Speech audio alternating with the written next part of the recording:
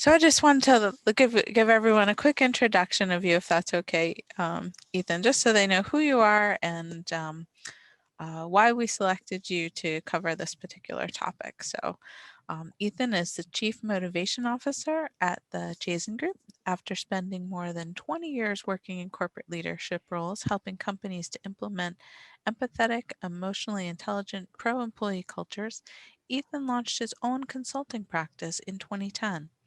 He works with organizations to unleash their people's untapped potential and to optimize their performance and productivity while creating more compassionate cultures. Ethan's work has been rewarding and relevant, especially in these times of global pandemic, social movements like Black Lives Matter, and the continued diversification of the international workforce. Following 5 years of research on how the world's most successful organizations build powerful workplace cultures, Ethan authored the book The Compassionate Organization about the common traits that all world-class organizations possess. So Ethan, I'm going to let you take over from here. I know we have some great content for everyone to learn from you today. Absolutely. Absolutely. And again, thank you everybody for joining us today. I understand there may have heard be rumors of some other things that are going on today that may have been a challenge for your scheduling, but nonetheless, thank you for joining us. I promise I'll do my utmost to make it significantly valuable for everybody in attendance. So let's just start out with an overview. The past year, understood the past year has been a phenomenal challenge for all of us in many different regards, but none more so, to my perspective, than maintaining relationships and forging new relationships in a socially distanced virtual new world order. So having said that, today's webinar is all about immediately actionable strategies that each of us can leverage to not only strengthen the existing relationships we have with friends, peers, coworkers, professional relationships, but also how do you cultivate new relationships where we've lost some of the dynamic of being in the room with each other, so to speak. So having said that, what I want to start out with is a concept that derives from nature. And the concept is called mutual symbiosis. And what you skinny that down to its bare element is two organisms or human beings derive maximum relationship value, benefit from their existence with one another. And so what I want to plant a seed to your way of thinking, not only for today, but moving forward is how do you, to the extent possible, forge much fewer, less superficial, and stronger relationships with the people you've already engaged with, no doubt, but also how do you add significant value in the new relationships that you're going to cultivate? And so the first concept I want to share with you is a program that I conduct on what's called emotional intelligence. And emotional intelligence, just to kind of set a primer for you, just to give you a level understanding, is emotional intelligence is it's a four-step process, but allows you to gain meaningful insight in two key areas. One is how do you become aware of and thus manage the feelings that you have? So it's an internal process of awareness and control. And then as a result of that ability to be able to identify and thus control our own emotions, therefore be able to be socially aware of how other people in our world are feeling and doing. And ultimately that social awareness leads to what many people falsely think is the sum total of emotional intelligence.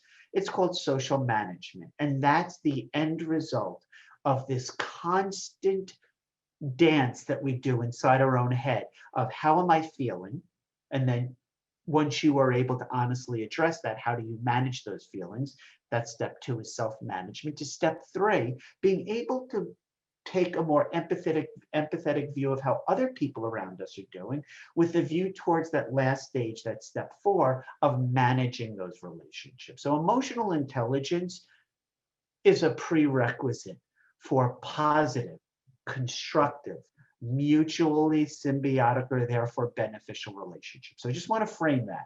And oh, by the way, as anything else that I talk about today, I'll mention that I've done a program on that. I've given a talk on that. If anybody wants the slide deck for any of these topics, like emotional intelligence or other things, just shoot me up an email or send me a message later on once we connect on LinkedIn. I'll be happy to send that to you. So having relationships is predicated on an understanding that there are some baseline, there are some basic humanistic wants, needs, desires. We human animals all share them, going back 50,000 years to when we hung out with one another in caves. So those eternal humanistic needs are predicated on a few fundamentals. And so the first fundamental, we have a body of work conducted by Abraham Maslow over decades of research from a psychological perspective. We know that there's 5 levels or foundational cornerstones of humanistic need. And they start from the most basic and elemental, the physiological, air, water, breathing, sustenance, sleep. Those are the maintenance, the self-organic maintenance needs we have to get through first before, once successfully achieved, we move up to the next level of safety, which is pretty straightforward. And then successfully achieving that level, Maslow discovered over decades of research into the human dynamic as we move upwards from the physiological to the safety level to then what's called the human interaction first level, or love and belonging, where friendship, intimacy, whether work, personal, we need to understand also that Maslow discovered through studying human nature and our interactions with one another, you can't move up until you achieve each stage of this 5-stage process. So physiological, successfully navigated begets safety, successfully achieved leads to love and belonging. Once you accomplish that, then we get the sense of turning the looking glass in towards ourself and self-esteem, confidence, achievement, that self-awareness, which leads to, ultimately, as Maslow discovered, the most heightened sense of self-awareness is referred to as self-actualization. Here's one of the key interesting findings of his decades of research. A significant life event can serve to threaten to knock us down the rung. So the death of a loved one or a spouse, the loss of a job, those major instrumental situations. Oh, guess what? The last year that we've all been contending with has served to threaten the basic set of where we were, where each of us have been over the course of our lives and our careers, to ultimately COVID 2019. So understanding that there's some basic elemental commonly shared humans wants, needs, desires should set you up, if you care enough to forge these meaningful relationships, set you up with some sense of understanding of pulling outside of yourself and almost rising above to look down on the relationships you have with others. And the notion of, if meaningful relationships are your core goal from your social and your professional networks, then this is a constructive framework. But you also benefit from overlaying an understanding of the 5 levels of need. And please, one of the things that I failed to mention was, throughout, if anybody has any questions, you can pose them in the chat. So again, as Margaret so rightfully stated, pose them in the chat, save them up. We're going to have a dedicated Q&A at the end. But as we're talking through, if any questions come up, feel free to share them with us so that we can capture them in advance. So the 5 levels of human need, this is really powerful. And it's powerful because so few people understand this construct. And so I found anecdotally, from my 25 years of working in the private sector, leading teams in a lot of different marketing and sales roles, and then the last going on 12 years in my consulting practice, very few people understand this dynamic, that each of us, human beings, possess 5 levels of need. And we, as human beings, reveal a very small part of ourselves to others. And therefore, you, caring in your relationships, need to dig. So the first is the stated need. You're having a conversation with an individual, and she, he, or they may tell you, you know what, I'm looking for, and they'll tell you. That's referred to as a stated need. And most people stop in their relationships and take the person at face value, not understanding that what you really need to do is probe. And you need a level of understanding, we call it translation, to say, let me see if I understand what you're saying, Regina, or let me see if I understand Sandra or Sarah. What you're saying is, and so you're asking for clarification using probing questions to get to the real stated need. So they tell you, you clarify to get the real understanding. Here's the issue. Those first two levels, stated and real, are pretty simplistic to get to. What you need is that emotional intelligence and that internal empathy to dig deeper. As Rafiki said to Mufasa, look harder. Look harder, Simba. So the unstated is what they haven't told you. And that's a majority of what most people are feeling, wanting, needing. And you need to probe deeper to, through the relationship, cultivate an understanding of other things the individual hasn't shared with you. That third level of what they're not telling you, which you dig for, and which will ultimately reveal itself through you probing, leads to that fourth deepest level called delight. And this is how you know you're touching on a nerve of a delight need. Almost somebody thinking out loud or saying, wow, Melissa, you would do that for me? Or on an organizational level, do you run an organization, or are you a professional services provider who, when you're working with a client or potential client, they say, really? You would do that for me? That's that fourth level. And ultimately, and I experience this most in my one-on-one executive coaching and my individual career coaching sessions, is where we get to that fifth deepest level of need, is a secret need. And how do you know what's the white flag that triggers you've gone to that fifth level of need with that other relationship? How do you get there? The cue, the alert is that person you'll get that person to reveal things that she, he, or they wouldn't even admit to themselves, but just in the nature of the relationship that you've worked so hard to cultivate, you will get there. So when you package them together, Maslow's hierarchy of needs and the 5 elemental basic humanistic needs, now you've got a really constructive framework for starting to understand how to get out of the proverbial human mindset of what's in it for me, rather than taking that selfish perspective, that narcissistic outlook. You can start to meet people much more in the middle or towards where they are in their needs from you. And so, having said that, where do we get to?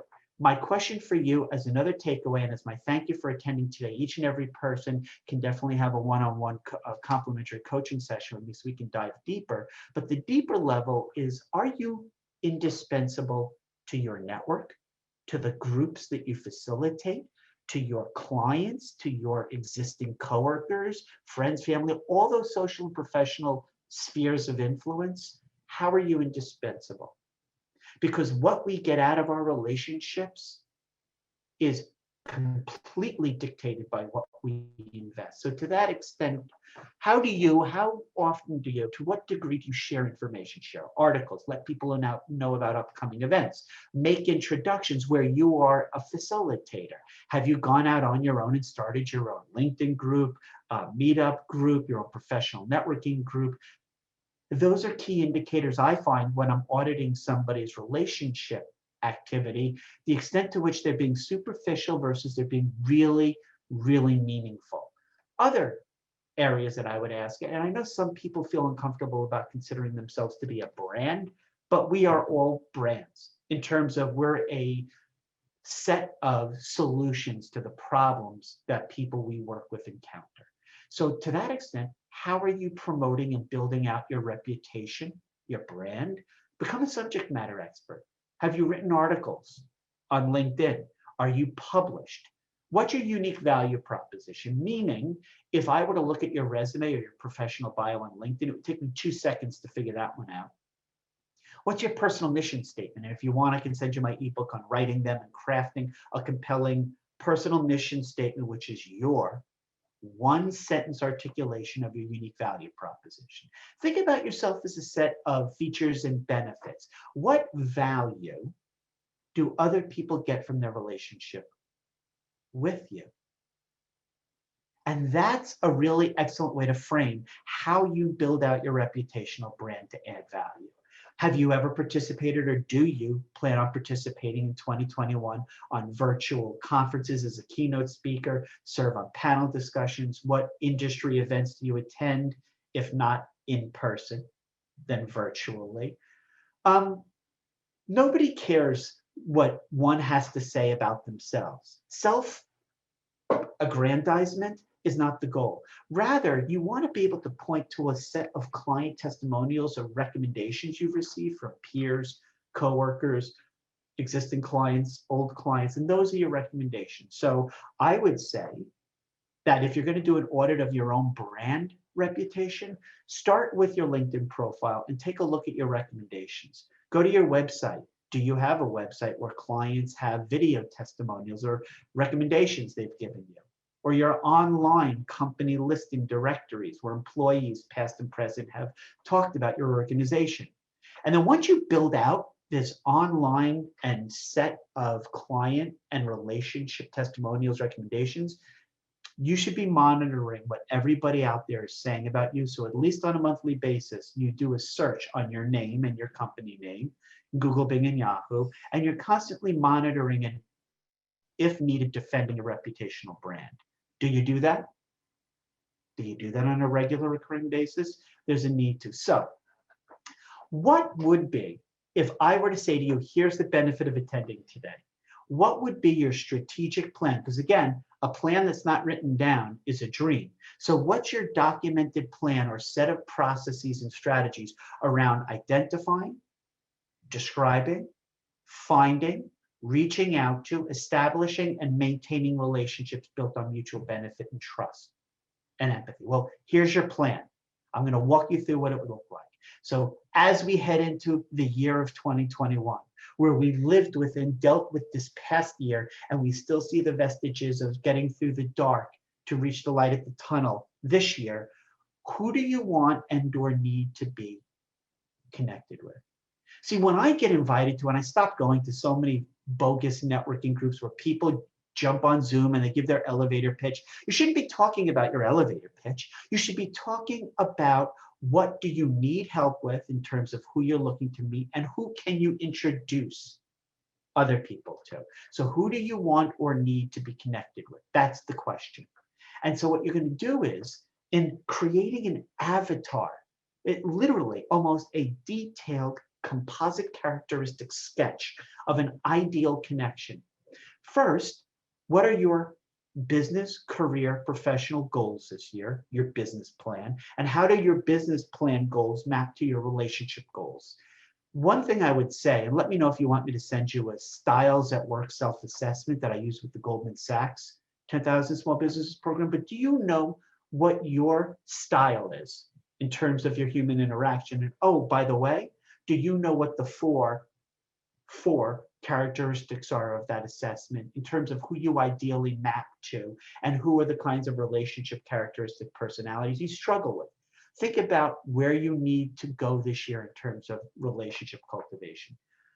Another way that I can assess the degree to somebody's reputational branding as being expertly aligned to cultivate meaningful relationships, take a look at your professional bio with a whole new set of eyes. Instead of a regurgitation, a litany of your CV, your credentials, your bio should sing why you do what you do. It's the whole Simon Sinek, start with why.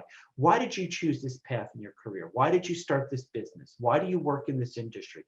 What are you passionate about? And who are the kinds of people that are similarly in alignment with your values, belief, ideology, and you can be forging a strong relationship with? And so that's what this slide deck is all predicated on. Think about somebody you already know who's very close to being a composite of the kind of person who is your ideal connection. I call them a VIP client or a brand ambassador. Fill in as much detail her, his, their background, experience, how you came to meet them, how you and he, she, they cultivated that relationship you have together. You're creating a cookie cutter approach to establishing new ideal connections. And again, I see people starting to pose in the chat. Keep those questions up. We're going to take a break to have ample Q&A at the end. But Where are people meeting right now online who fit the composite profile of your ideal connection? And you commence with what I call relationship cultivation. Some people call it stalking, whatever the language you use, whatever your comfort zone in nomenclature. Where are these people right now online? Are they at the American Management Association, Society for Human Resource Management? Are they in the National Association of Women Business Owners, Chambers of Commerce, Toastmasters? Go to where they are online. Those people who fit the epitome of the profile of your ideal connection. And so how do you know this is working? If I were to sit down with you, obviously like this virtually, and walk you through your VIP pipeline creation, it's constantly in a state of flux. You're testing, tweaking, you're constantly figuring out what worked for me, why, do more of it, what's not working, refine it, make some modifications to it, and always go back. This is a day in, day out, career-long initiative of 3 stages: testing, refining, revisiting. So you've got this individual. You've got her or him, them in enough detail in terms of their job description, their roles, responsibilities, their key challenges. You cannot understand Maslow's hierarchy of needs and those 5 levels of need until you go through what are the problems, challenges, opportunities that keep this person up at night that you could solve.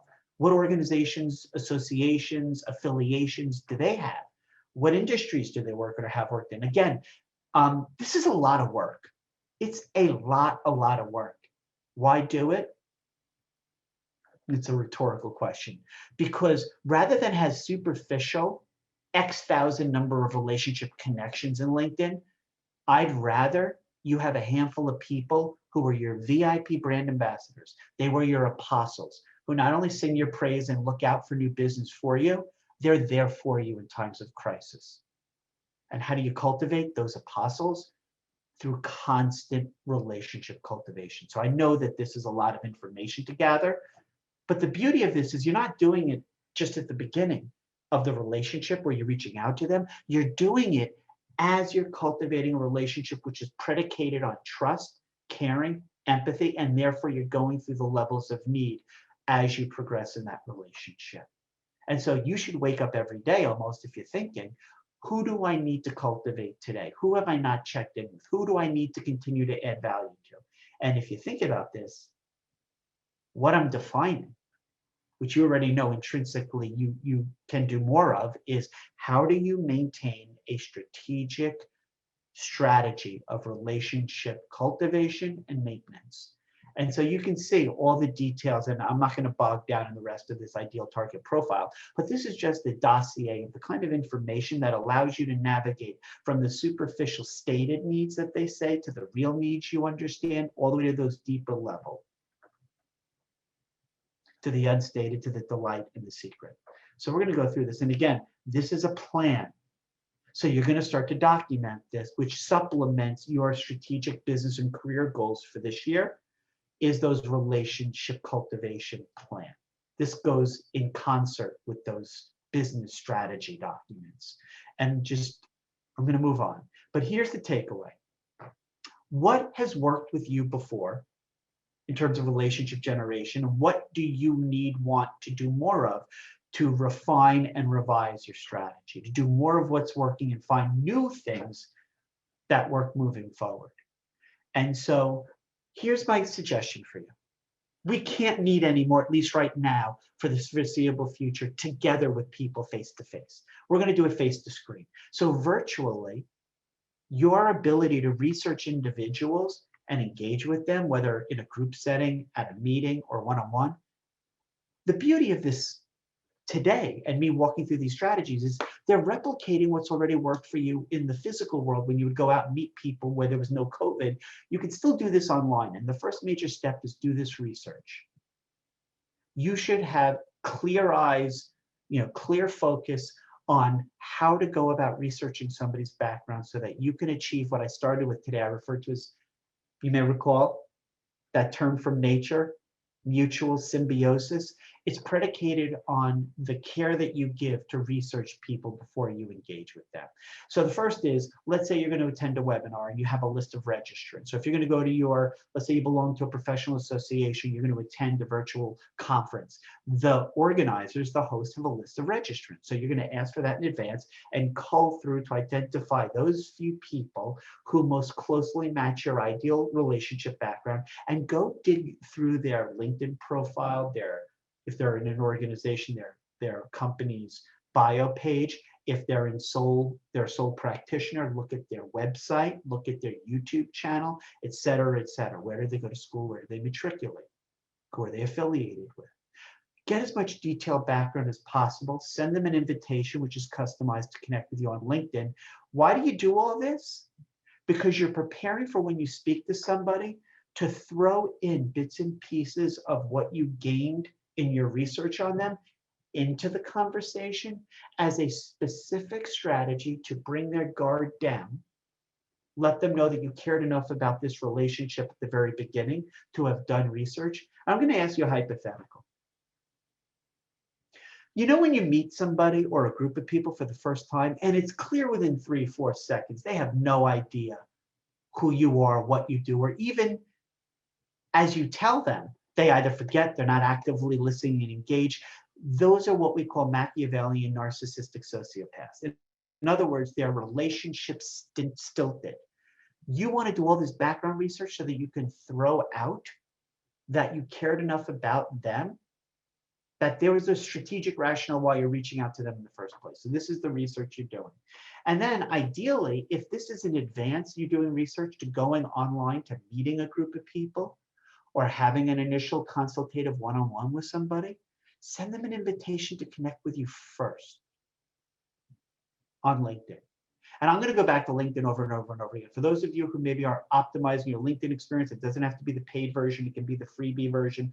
Think about LinkedIn as a country. With the number of users, it's the third largest in the world behind India and China. There are about 640 million active accounts. So I'm going to default always say, invite to connect, do research, go to somebody's LinkedIn profile. And oh, by the way, as a takeaway, how robust or how much of an accurate depictive articulation is your current LinkedIn profile? Look at your top of your LinkedIn profile. Does it have your personal brand statement? Does it have your Simon Sinek why? Does it say what your values and passions are? Does it say what value you can deliver? In other words, have you articulated everything we're talking about today into your LinkedIn profile? I'd be happy if you want, again, I do programs on how do you maximize your LinkedIn. So let me know if you want that deck. But let's say you're doing all this research, advanced preparation in order to go virtual to a professional association, a meeting, a conference. So you've done the research beforehand. That's the pre-event. Now you get to stage 2, the actual event. And this is how, whether it's a Zoom, Skype, I don't care about the technology platform. The event itself is an opportunity to do very little selling of yourself and much more cultivated engagement by, think the 5 levels of need. They'll tell you what they're looking for. Ask them through probing questions to get to the real need they have. What are they not telling you? Think about that. And again, your research that you conduct on them can lead you to ask things about themselves that they might not have seen. And it doesn't have to be work related.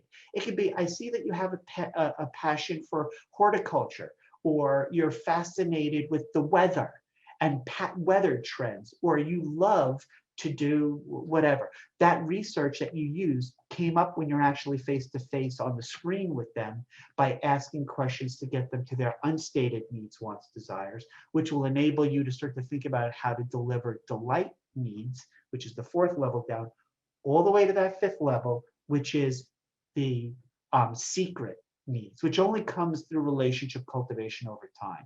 So let me share with you, years ago when I first started my management consulting practice, I gave a lot of talks to business owners, professionals, executive directors. And one of the things that was always missing was, we're such a narcissistic, selfish animal, this human entity, what's in it for me? That one of the things we failed to do is understand that people aren't there to learn about you. That's an ancillary. They're there to tell you about themselves so that they can explain to you what they need from you. So the people who are really exceptional at this, I came up with a 521 rule, and think about what this sounds like. In the first 5 seconds, have you said something when they say, so tell me about yourself, that's so engaging? That first 5 seconds, and you need to rehearse this, obviously, call it an elevator pitch or whatever you want, or a personal brand statement. Those first 5 seconds, they say, oh my God, wow, wow, Sandra, tell me more. So that 2 in the 521 is, in the next 2 minutes, can you summarize, synthesize enough about you that's positioned, prepared, strategically documented, so that you can say, here's how you'll optimally benefit from the relationship we have.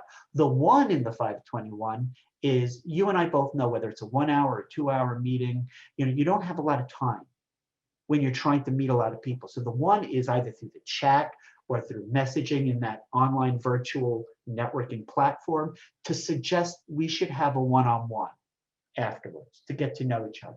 So the 521 is nomenclature around a strategic focus on how do you engage people during that event, even if it's virtual, to have an ability to articulate a real meaningful, impactful statement so that you are predisposed to understand if that person is somebody that each of you says there's value to be derived of us furthering this connection afterwards. And let me know how. I mean, some of you have already started chatting around this, but one of the things I learned earlier in my career, and I think I learned it more just from being married for 30 years, is my wife would often say to me when we go to dinner parties, she'd say, talk less about you and talk more about other people. So one way right out of the gate, whether you're meeting people virtually or you're meeting them face to face, is keeping people's interest. How the heck can you do that? These days, with everything we're dealing with, we are collectively, we have the attention span of a grape nut. We're just not able to focus. So how do you keep people's inherent interest? I was very specific before when I said one of the pre-event primary things you can do to cultivate a great relationship pretty much right out of the gate and keeping people's interest is a way of using that research you conducted about them to say, hey, Steve, I see that you're doing such and such. Let me ask you, Tracy, I saw in your profile, right out of the gate, they pop their head almost viscerally and say, oh, wow. And now I'm engaged in this conversation. So that's what you want to do. After the event is an opportunity to have that one-on-one.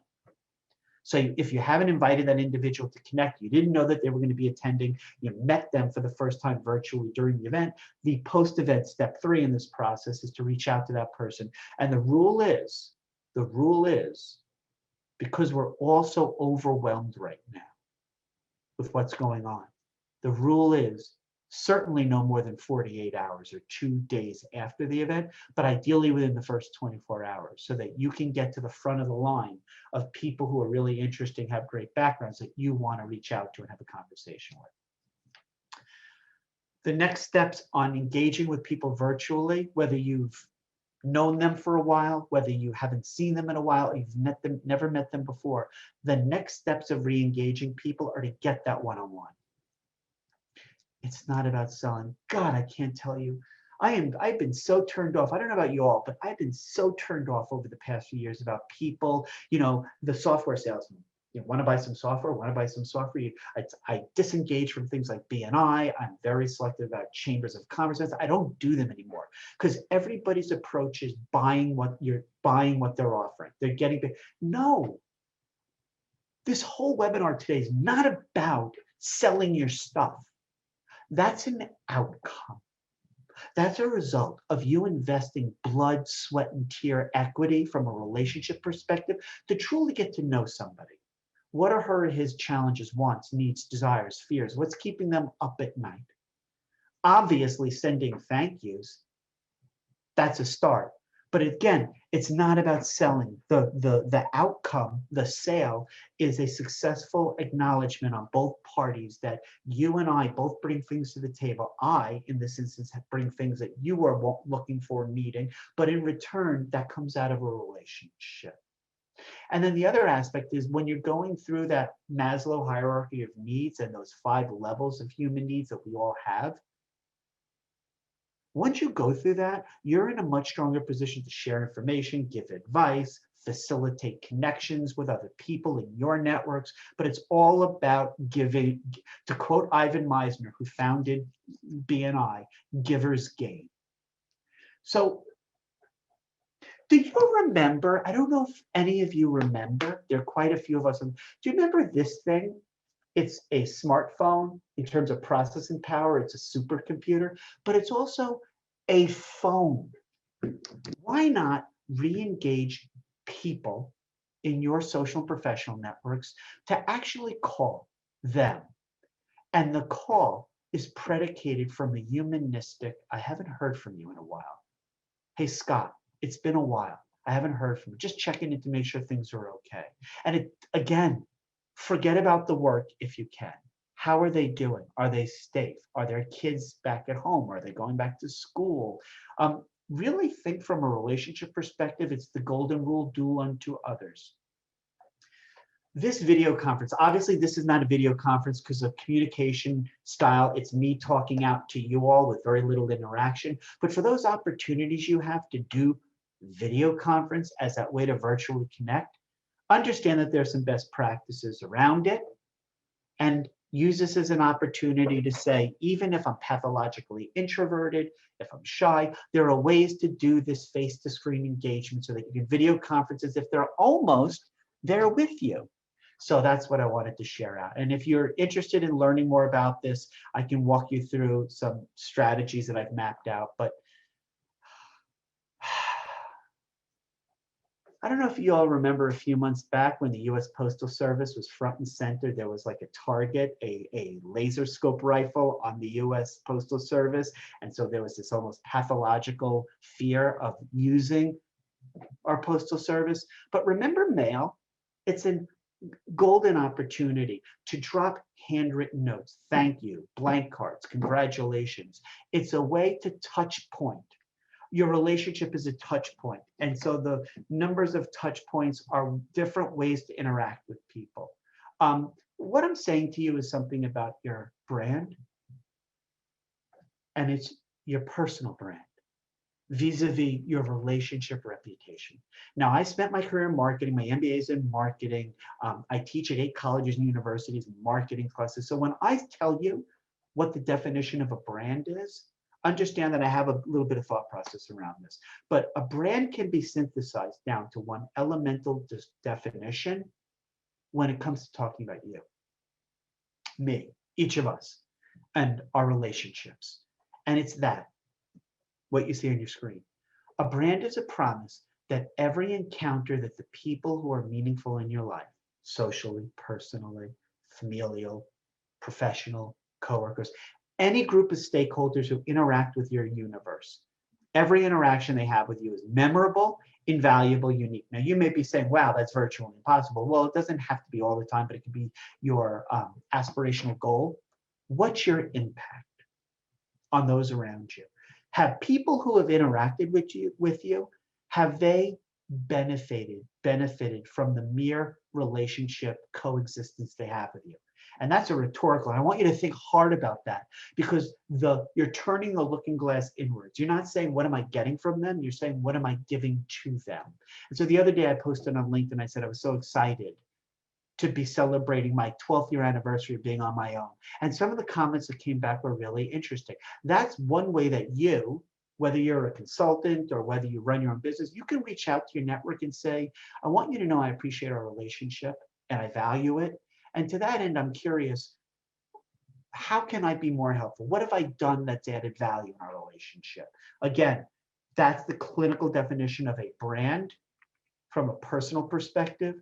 The promise that every interaction people who have with you is unique, invaluable, memorable.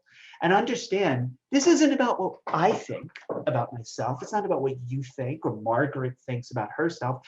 This is not a perception thing.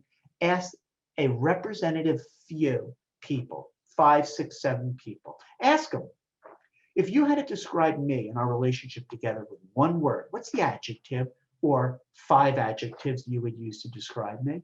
And so you get those 5, 6, 7 people to each give you a list of those 5 one-word adjectives. And now you have this representative list of key one-word descriptors people use who know you well, who value your relationship to describe you. Now you should have your own list of one-word adjectives that you would ideally want to be perceived as. So now once you get those returned lists, you match that up to yours, and the degree of delta or distance or closeness between that group of feedback from others who know you, care about you, and yourself. If they're in perfect alignment, you're being authentic.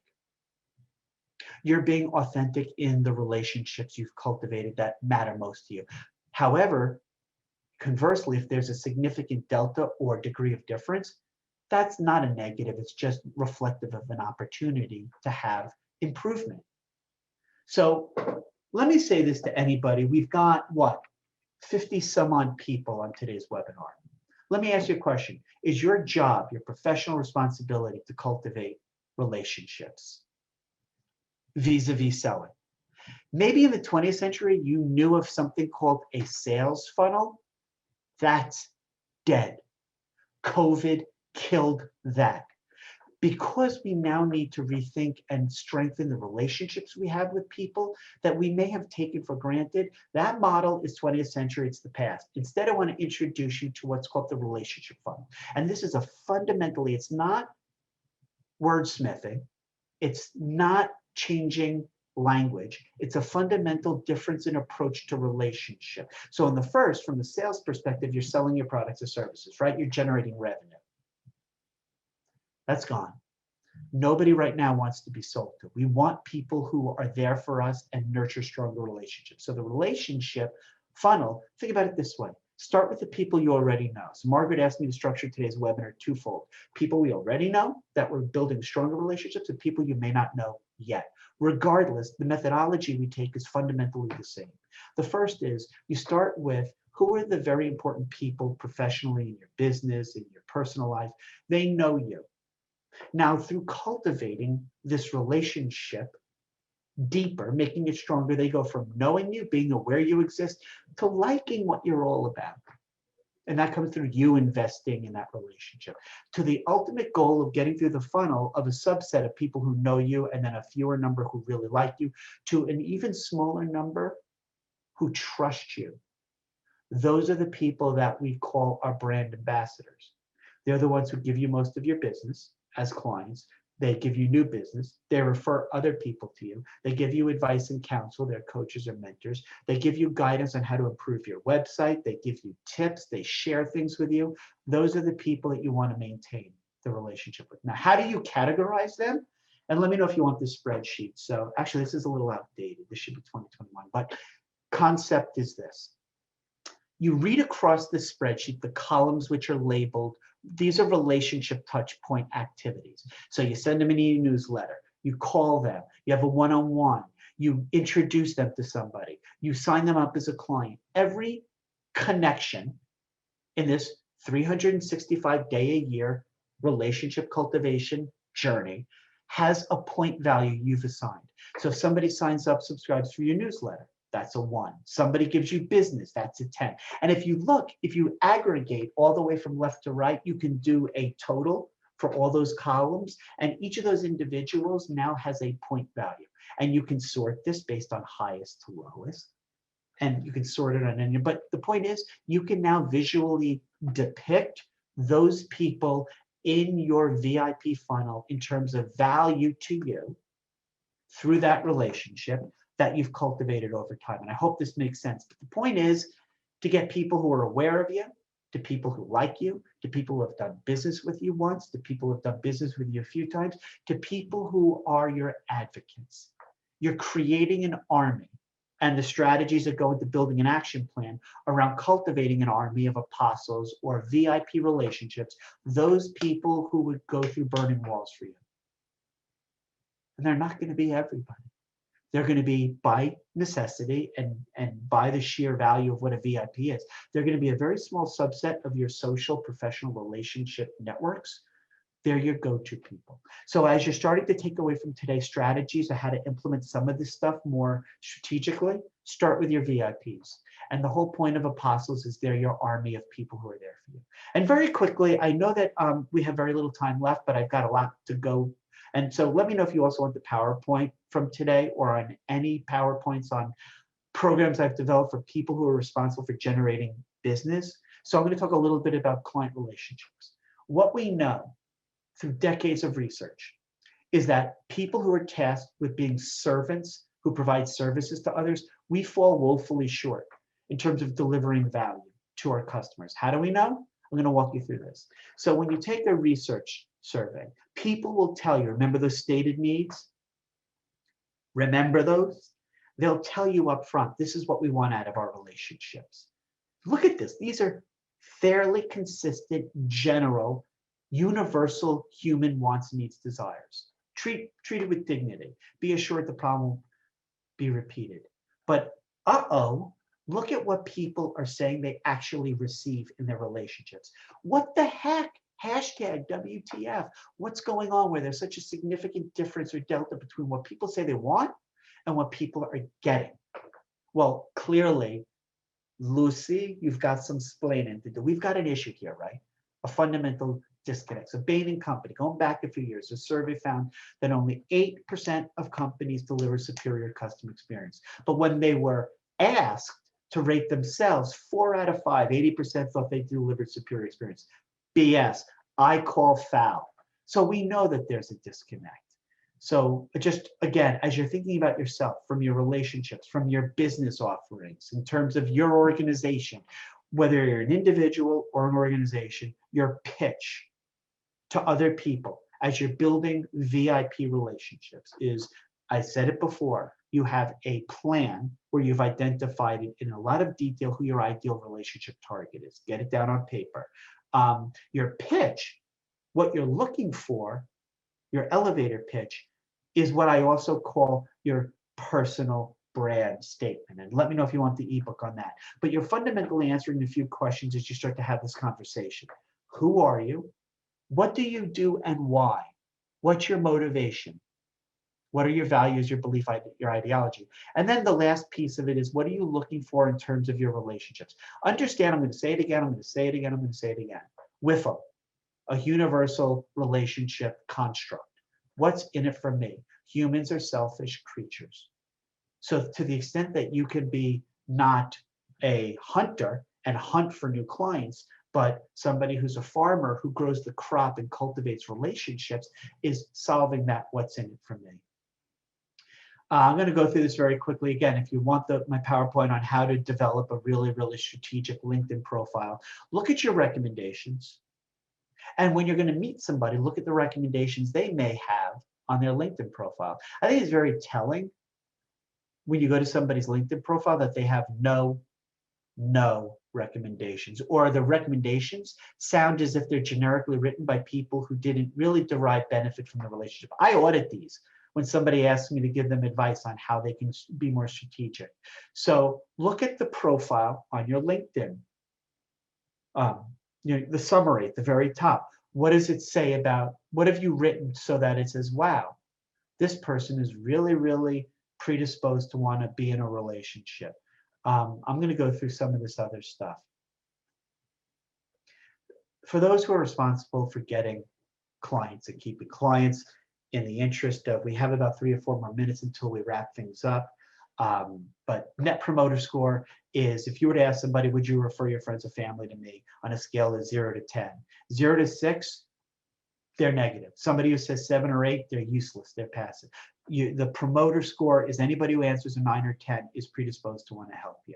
So this is all today about engaging other people.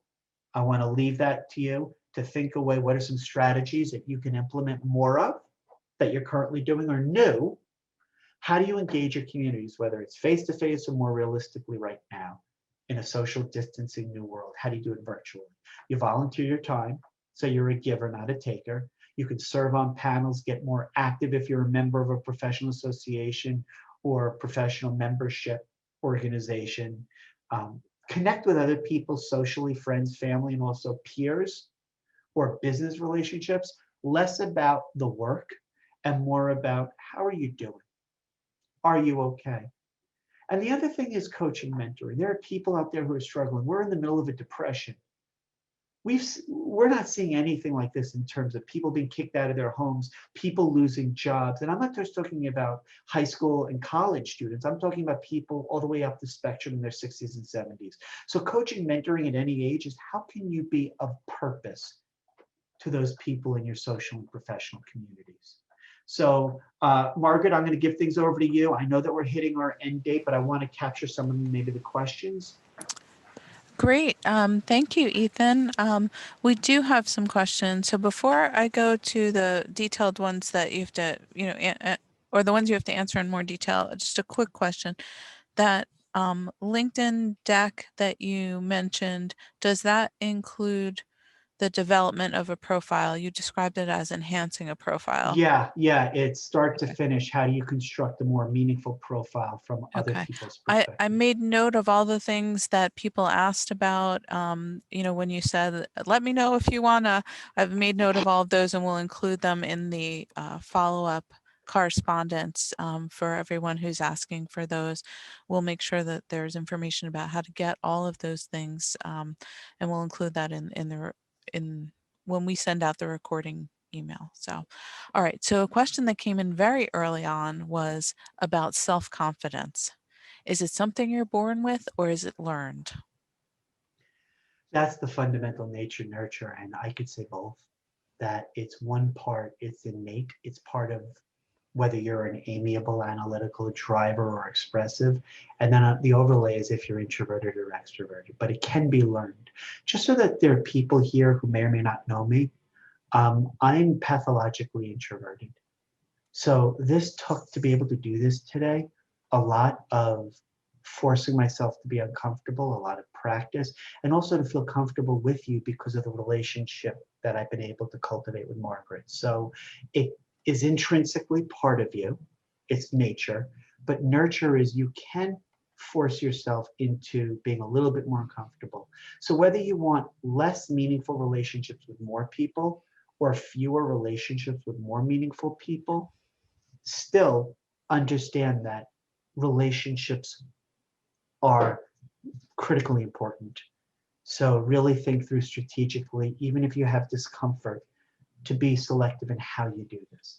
And it's not who you engage, it's just that you start engaging people more. Well, you sort of went right into answering one of our next questions, which was how can an introvert take on all of these? And, I can contribute a little bit of that because people might find it surprising that consider myself an introvert as well. But I do find that introverts are very good listeners, and I think you would probably agree with that, Ethan, and that listening and knowing more about the person leads to an enhanced relationship, a better understanding of that person. And sort of what your wife's advice was, don't talk so much about yourself. It could be talk about others, but it could be listen about what they're saying too. So Yeah. fantastic. All And right. just to kind of piggyback that, God gave us 2 ears and one mouth for a reason.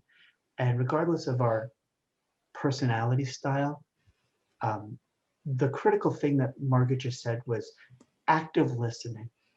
And you have to catch yourself with your mind racing when you're in a relationship and you're having that conversation to block out what you're thinking about the next question or about what they can give you.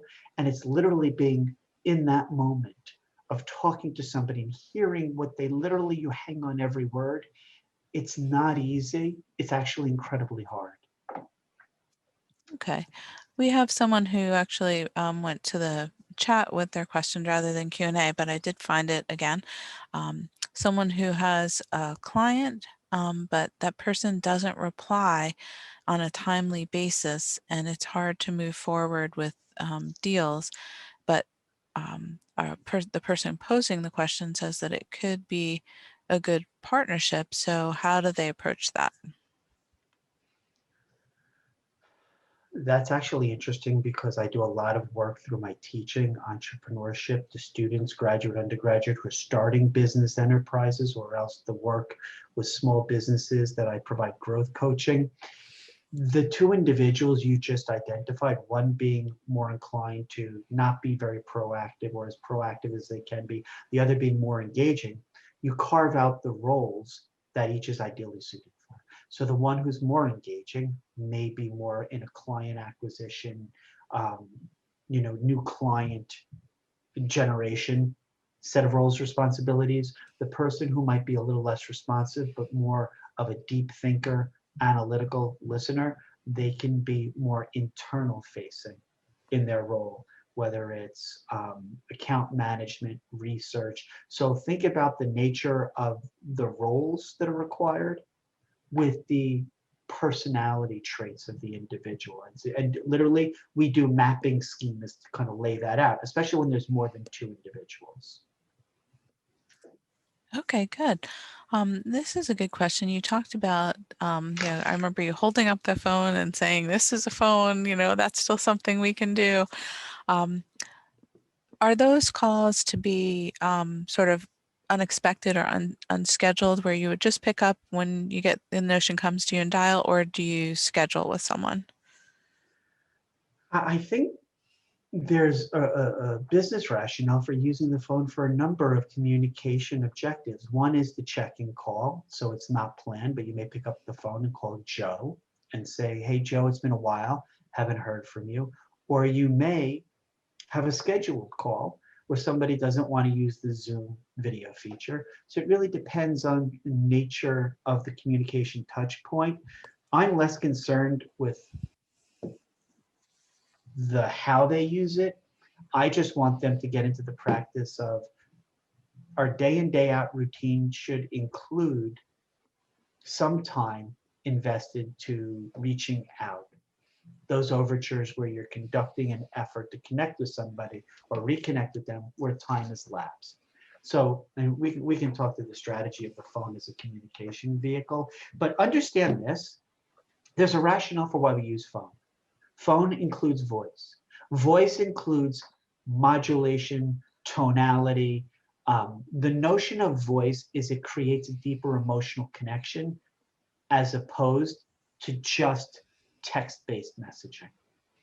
And ideally, video is the best because video allows you to pick up on the nonverbal cues. Yes, and speaking from the work we do here with our webinars, um, the the training is make sure the voice comes across clearly. If there's a problem with connectivity, first thing you're going to kill is video. You want to hear the voice clearly. That's very important. So I would imagine that has some transference. But we are at time, so I know you had some concluding remarks, and then I have some to follow. So thanks to everyone for great questions. I'll try to figure out if I missed any ones, and we'll get them to you, Ethan. But we'll close our Q&A and move on to our thank yous. Absolutely, absolutely, Margaret. Again, thank you so much for facilitating on behalf of Rutgers Business School today's program. And thank you, everybody, for taking time out of a historic day to check in on strategies that you can use to cultivate stronger relationships. My closing remarks are pretty much predicated on this. It's critically important now more than ever that we are in a safer space with a higher degree of comfort in ourselves, no doubt, but on behalf of others who are meaningful to us, that the relationships we have are more meaningful collectively. And we're all struggling. That's, I don't want to say the beauty, that's the universal practicality of dealing with a global pandemic. So now more than ever, as we get into this new era, this new year, is really an opportunity to turn the proverbial page of the calendar to ask ourselves, now more than ever, who's important to us?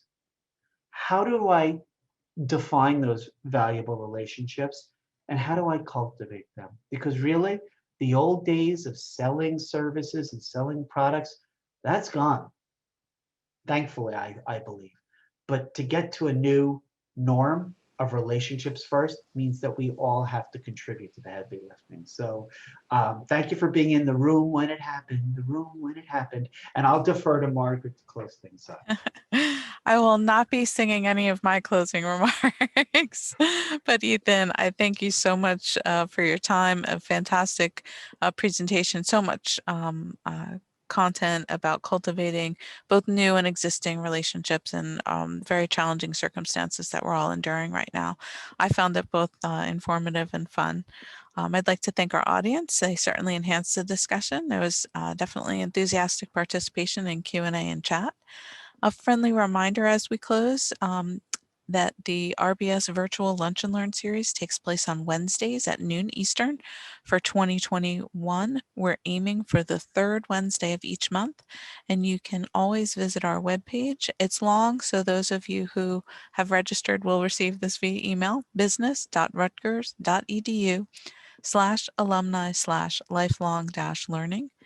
We have an exciting schedule of topics and presenters lined up for you, but we do rely on your suggestions. So we encourage you to keep sharing your ideas so the series will continue to meet your needs. Please stay online for just a moment longer. When the webinar closes, you'll immediately see a very brief 3-question survey about today's event, and one of them is a free-form field to type in topics and/or speakers you'd like to see featured in future webinars. And very lastly, as I mentioned when our webinar began, a link to the archived recording of this presentation will be shared via social media and emailed to those who registered. For those who did register, we'll be sending all of the things that Ethan offered up. One was the self-assessment of work style, the LinkedIn enhancements, the actual PowerPoint from today, and the spreadsheet that was a lot of lines, so it was very hard to read. For those who want to take a look at the recording, you can also find this one and previous ones on the Business Insights page of our website. So thank you, everyone. Enjoy the rest of your day, and bye for now.